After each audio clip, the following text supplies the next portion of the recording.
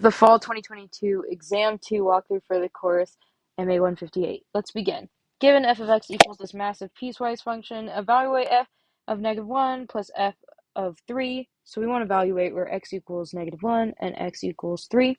So x equals -1 falls in here, and x equals 3 falls in here. Pay attention to this inequality sign. Make sure it actually has equal so it includes that 3. So x equals 3 is there. So f of -1 equals this expression where with -1 plugged in for x. So 3 times -1 plus 7 equals 4. And then f of 3 equals √3 because it's just a constant from 2 to 3 inclusive.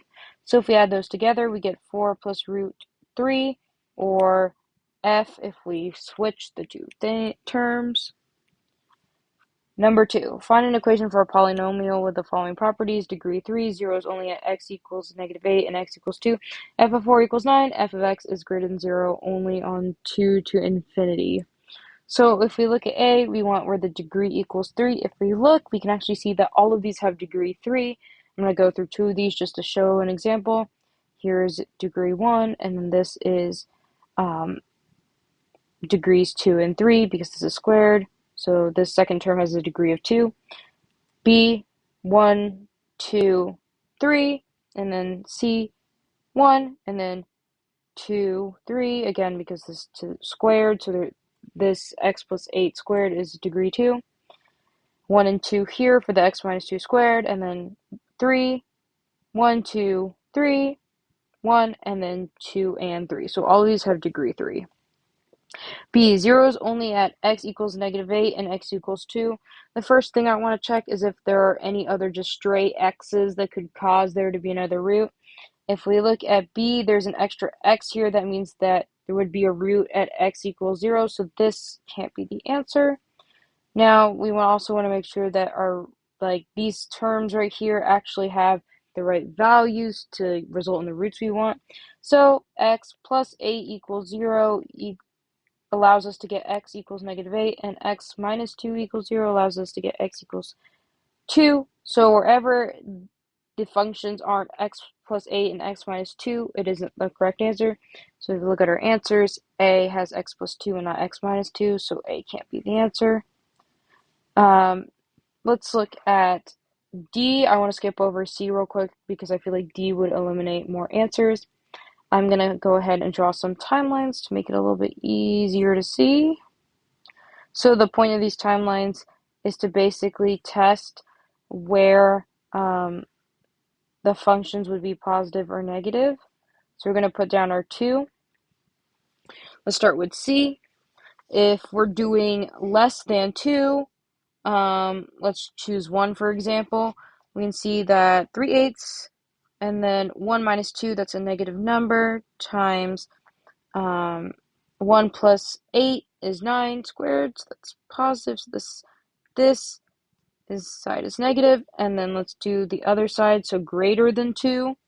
So 3 minus, let's use 3 for example. 3 minus 2 is positive, and then that second term is squared, so that'll also be positive. So that whole term, or anything greater than 2 for that function is positive. So if you look, C is still a valid answer. Let's go to D. This first term will always be positive, so I'm just going to mark that on both sides. And the second term will be positive or negative depending on what side it is on the equation. If we look at less than 2, we can see that if we choose a number just slightly less than 2, let's use 1, we can see that that second term, this x plus 8, will still be positive, meaning that this right side, or this left side, is positive, and on the right, greater than 2 would also result in something positive. And because it isn't, f of x isn't only greater than 0 for 2 to infinity, D can't be a correct answer. Let's look at E. That first term is squared, the x minus 2 is squared, so that will be positive. Same with the other side. And then x plus 8, again, we're going to have a positive number if we plug in a number slightly less than 2. That left side would be positive. Let's do the right side. If we choose numbers slightly more than 2, we would get positive, meaning that the right side is also positive, meaning that this function is not greater than 0 only on 2 to infinity, so e can't be the answer. And then let's look at f. We have that first term, x minus 2. If we pick a number slightly less than 2, it would be negative. And then times a squared term, so that's positive. And then greater than 2, we have positive, if we pick a number slightly greater than 2 for x minus 2, times the square term, which is positive. So this side is negative and this side is positive, meaning that f could possibly be an answer. Now, we just need to check this f of 4 equals 9. So if we plug in for c, we can say f of 4 equals 3/8 times 4 minus 2 times 4 plus 8 squared. So that gives us 3/8 times 2 times 4 plus 8 squared. So that's 12 squared, so 144. And then that gives us 3 times 2 times 144, which is 864 over 8, which equals 108. So the C can't be the answer. That gives us an answer of F, but we can go ahead and check it real fast. F, so F of 4 equals 1/32, 4 minus 2, 4 plus 8 squared. So that is 1/32 times 2 times 4 plus 8, that's 12. Squared is 144. So 144 times 2 is 288 over 32, which equals 9. So that gives us an answer of, again, F. Number 3, find the zeros of the function f of x equals 34x minus 2 times x plus 5 times x squared plus 1. So if we look at this function, this has been nicely factored for us. So we need to find wherever x equals, or wherever these terms right here would equal 0. So we can go ahead and start by setting all of these terms equal to 0. So x minus 2 equals 0. That means at x equals 2, there's a root. And then this middle term, x plus 5 equals 0. If we solve for x, we get x equals -5, so there's a root at -5. And then x squared plus 1 equals 0. We move the -1, we get x squared. If we take x equals plus or minus root -1, which is imaginary, so there is no root here. So that means our roots are at 2 and -5, giving us an answer of E. Number 4, find the standard equation of the parabola. Find the standard equation of the parabola y equals 2x squared plus 8x minus 21. Standard form looks something like this: y equals ax minus h squared plus k, where h is the vertex and y equals the y value of the vertex. So it's the x of the vertex and y of the vertex. So let's go ahead and start by solving for where the vertex will be. So h equals -b over 2a. So if we look at this equation, we have ax squared plus bx minus c. So if we plug the numbers in, we have negative b is 8, and then 2 times a is 2. So that gives us -8 over 4, or -2. Let's find k. K equals basically this original function, but we plug in -2, or where the vertex is. So let's do 2 times -2 squared plus 8 times -2 minus 21.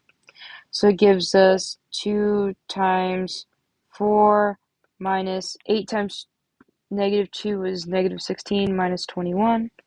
So it gives us 8 minus 16 minus 21, which equals -29.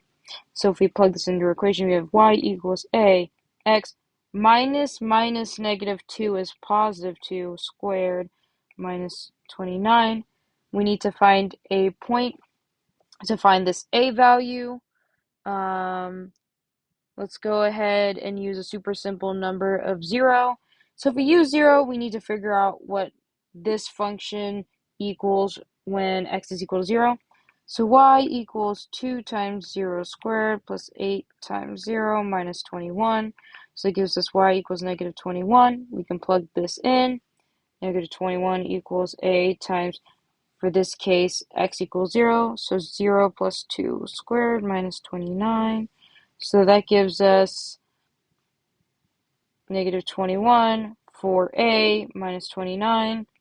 Move the 29 over. We have a equals 4a. A equals 2. If we rewrite the equation, it would be y equals 2x plus 2 squared minus 29, giving us an answer of a. So steps for this question are: solve for the vertex using negative b over 2a. We need to solve for both the x and the y, so you just solve for x. This solves for x, and you just plug that in to find y, and then basically find another point, and then number 3, plug into the equation. So again, doing all of that, we get a, which is y equals 2 times x plus 2 squared minus 29. This equals this piecewise, find the domain of f of x. If we look at these, let's first start by dealing with the root. If we look at the root, because of this x squared, there will never be a negative number under that root, so this is good for the entire region that it's in. So this is taking care of negative infinity to 0, not inclusive. And then this middle part, this middle function right here, is 0 to 4, not inclusive. Again, there's no, the inequality is just less than 4, not less than or equal to, so that's totally good. And then this last part right here is 4 to infinity. We don't have to worry about discontinuities within these two functions, this middle one and this last one, because of they aren't a root or a fraction, so they're just good the way they are. As you can see, there's actually no inequality sign right here. So if we write this out, looking at this right here, we can see that our domain is negative infinity. 0 is included, so it's negative infinity to 4, and then the union of 4 to infinity, because, again, there isn't an inequality sign that says that this last value is x is greater than or equal to 4, or this one right here is x is less than or equal to 4. So it's not including the number 4. So our domain is A. Number 6. Find the vertical asymptote of the function f of x equals x squared minus 2x minus 35 over 3x squared plus 3x minus 60. When we're asking for the asymptote, I think the best thing to start with is factoring. So if we factor, let's go ahead and factor the top. We have basically this. If we write out the common terms of 35, we get 1 and 35. And then the only other one I can think of is 5 and 7. And if we look at this, we can make a combination where these would equal this. So in this case, we get minus 7 and positive 5. To make sure we can actually redistribute this, so we would get x squared plus 5x minus 7x minus 35. Again, be careful to watch the sign when you're factoring. That would be x squared minus 2x minus 35. So that numerator is good. Let's move on to the denominator. We can go ahead and factor out a 3, so we get 3x squared plus x minus 20. We took out that 3 because it's a common factor, and it just makes it harder for us to see what we're factoring into. So if we factor the denominator, we would get, let's write down the common terms of 20. So that's 1 and 20, 2 and 10, 4 and 5. So if we factor this bottom term, we can see that 5 minus 4 is positive 1, which is the coefficient in this. So we can do positive 5 and minus 4. Now if we look, we can see that these two terms will cancel out, these x with 5s. That means that at x equals negative 5, there will be a hole. But that's not what we're looking for right now, so that's not super important. If we simplify, we get x minus 7 over 3x minus 4. There is a vertical asymptote wherever, if you look at the denominator. So our vertical asymptote is at x equals 4, because that is the only discontinuity that would be caused by the denominator. Number 7, find the horizontal asymptote of the function f of x equals 3x cubed plus 6x squared minus 5x minus 10 over x squared plus 3x minus 10. Super important part with horizontal asymptotes, the numerator's power must be less than the denominator's power. And if you look at this, the numerator's power is greater than the denominator's power, which means there is no horizontal asymptote. This means there would be a slant asymptote, though. So keep that in mind. Number 8. Determine the vertex of the parabola y equals 4x squared minus 5x plus 8. So the vertex of a parabola, x equals negative b over 2a. If we write this out, x squared minus or plus bx plus c. If we plug in b, we get negative 5 over 2 times 4, which equals 5 over 8. If we look at our options, that automatically points us to C. I'm going to go ahead and solve for y because I think it's just good practice. If we plug in 5/8 for x, we should be able to find what y is for that vertex. So 4 times 5/8 squared minus 5 times 5/8 plus 8. So that gives us 25 times over 64 times 4 minus 25 over 8 plus 8. That simplifies to 25 sixteenths minus 25 eighths plus 8. So that's 25 sixteenths minus times 2 for on the top and the bottom to get the same denominator. That would give us 50 sixteenths plus 128 sixteenths. So we're trying to basically be able to combine all the numerators by making the denominators the same. So if we add all of those together, we get 103 over 16, which matches up with our answer. Number 7, select the true statement regarding the function f of x equals 3x squared plus 21x minus 90 over 2x squared minus 20x plus 42. So first thing with the answers is we notice they're talking about asymptotes. The first thing we're going to do when we're asked about asymptotes or holes is to factor. So let's go ahead and start by factoring. One clear thing I see is there's a common term you can take out of all these. So the numerator we can take out of 3. The denominator we can take out of 2. So let's do that. So 3, 2. That leaves us with x squared plus 21 divided by 3 is 7. And then 90 divided by 3 is 30. And the denominator, 2x squared divided by 2 is x squared. 20 minus divided by 2 is 10.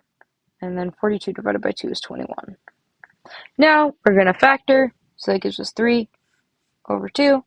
The top, if we list out common terms of 30, we get 1 and 30, 5 and, or not 5, 1 and 30, 2 and 15, 3 and 10, and then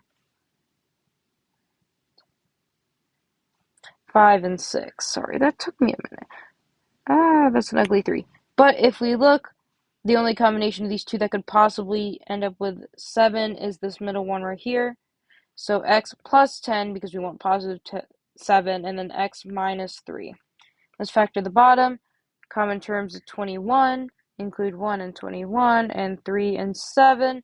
So if we write these out, we can see that this 3 and 7 is the only one that could result in a 10. So it'd be x minus 7 and x minus 3, because negative 7 plus negative 3 is negative 10. Now we see that the numerator and the denominator have a common term, so we can cancel that. And we are left with 3 over 2 x plus 10 over x minus 7. Now we can see there's one vertical asymptote because there's only one thing in the denominator. And then there's also a horizontal asymptote because the powers are the same on the top and the bottom. So there's a horizontal asymptote right here. We can see their horizontal asymptote equals 3/2 because that would be the coefficient in front of the term with the highest power. In this case, the power is 1. So our horizontal asymptote occurs at 3/2. That means we have one horizontal asymptote, one vertical asymptote, and we canceled this x minus 3 earlier, and this right here is a whole. So we have one whole. So if we look at our answers, only one of the answers has the answer of a whole, so that means our answer is A. Again, if you cancel out common terms from the numerator and the denominator, that means there is a whole in your function. 10. Find the y-intercepts of the function f of x equals 23, x plus 2, x minus 3, and x plus 6. The y-intercept occurs where x equals 0, so let's plug in x equals 0 into here. We get 23 times 0 plus 2, and then 0 minus 3, and then 0 plus 6. If we simplify that, we get 23 times 2 times negative 3 times 6, and if you plug that into your calculator, you get y equals negative 828. That means our y-intercept occurs at 0, negative 828, or an answer of D. Number 11, given the function f of x equals x squared, x plus 2 squared, x minus 3 to the fourth, and x plus 9 equals 6, find the intervals on which f of x is greater than 0. I'm not going to lie, this question tripped me up the first time, but if we look, it's greater than 0, so it doesn't include 0. That means wherever there are roots is where the domain or the interval would be that f of x is not greater than 0 because it's equal to 0. Again, it's really important to pay attention to these inequalities and these inequality signs. Again, this says greater than 0, so that does not include 0. So that means x literally cannot equal 0. Now, because this is in factored form, it's really easy to see the roots. So, this first one right here, the root is at 0. This one right here, x plus 2 equals 0, x equals negative 2. Right here, x minus 3 equals 0, x equals 3. This one, x plus 9 equals 0, x equals negative 9. Now, if we look at these, this is where all of our points would be where x is not greater than 0.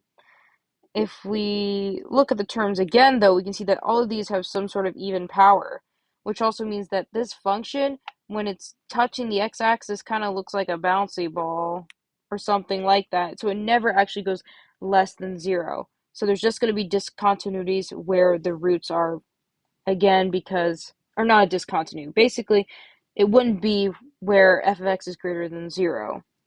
So the roots are the only spots where f of x is not greater than 0. So if we look at our answers, we can actually see the answer is A, because again, that includes where all of our roots would be the only parts where the function is not greater than 0.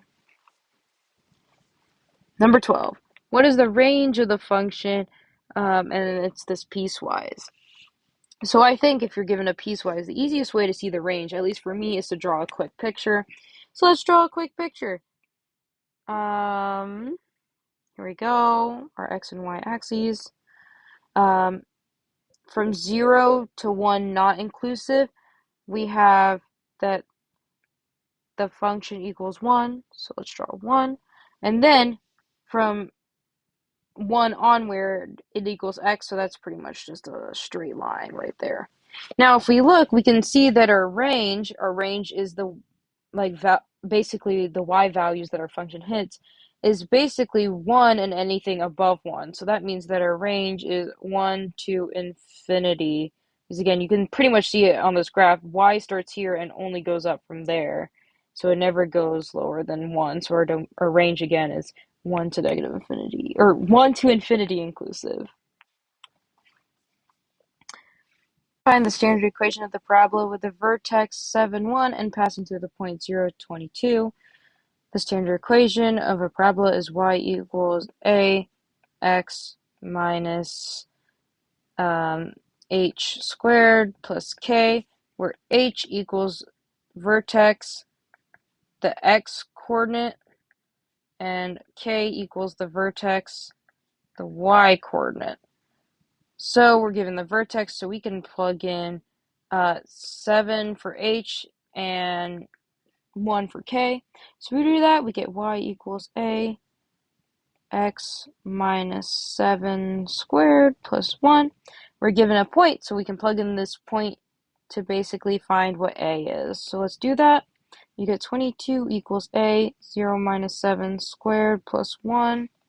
So then we get 21 equals negative 7 squared is 49a.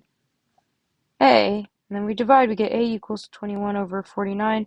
We can take out a 7, so that would give us 3/7. So if we rewrite the equation with the a, we get y equals 3/7 x minus 7 squared plus 1. If we look at our answers, that gives us an answer of D.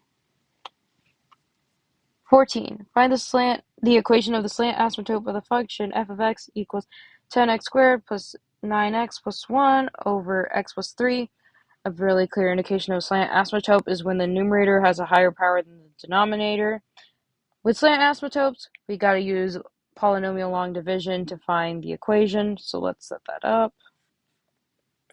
10x squared plus 9x plus 1, and x plus 3. So let's do the long division. To get this equal to this term, we got to multiply by 10x.